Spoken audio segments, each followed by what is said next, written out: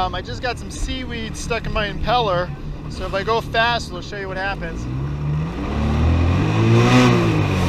It just vibrates and won't go over about 11 miles per hour. So what I'm gonna try to do is pull over here to the sandbar and see if I can get that seaweed out of there. So I want to do a quick little video here to show you the actual intake. As you can see in the back of the engine, you don't really see anything, but where the water is getting taken in, all the seaweed here is all in the intake.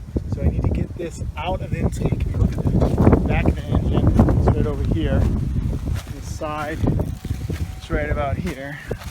So you want to get all that out, and that's what causes that issue. So rip it out of there. That's what causes that slow down issue. It's like almost like hair. You got to get that out of the engine and try to get it out any way you can. So as you can see here, we still have to try to dig it out. It's all in the different parts here. It's stuck right here at this intake. Just gonna slide it back,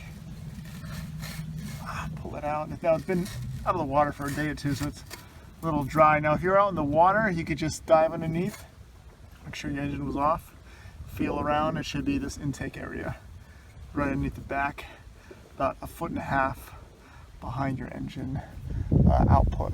Hey guys, thanks for watching our video. If you have time, please subscribe to my channel, click here to watch more videos, or please give me a thumbs up. Thanks.